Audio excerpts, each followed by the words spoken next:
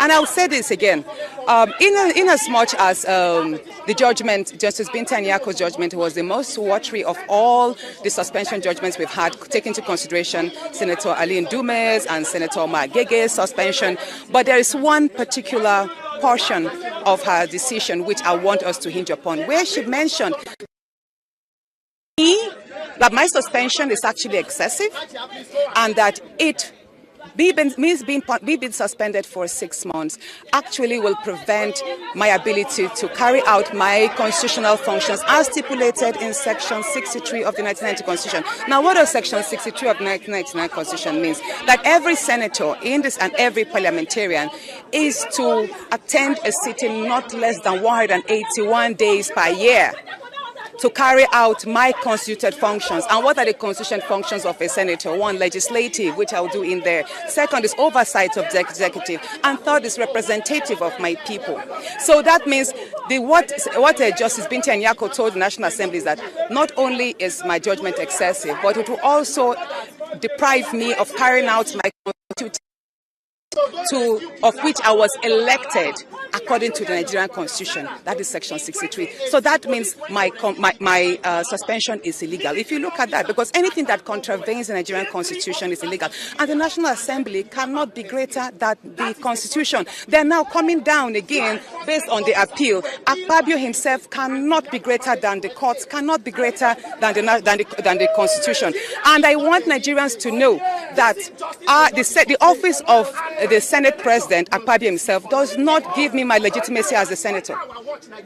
The fact that he has gone on appeal himself does not invalidate the decision of Justice Binta Nyako and does not stop me from being a senator. I got my legitimacy as a senator today from the people of Kogi Central who voted me at the February 2023 election.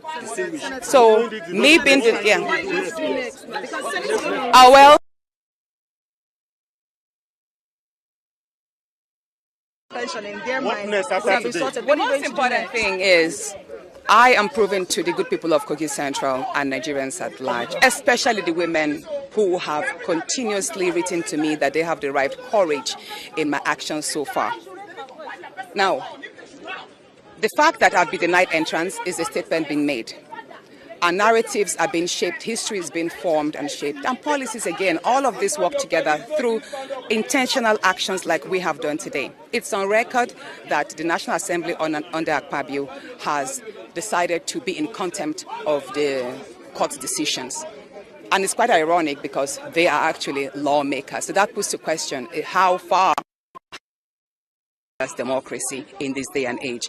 So, however, if we decide to turn our backs and go home, we are not ignorant of the fact that the National Assembly is most likely going to go into recess tomorrow for 2 months, and they will resume pretty much in the last week of September.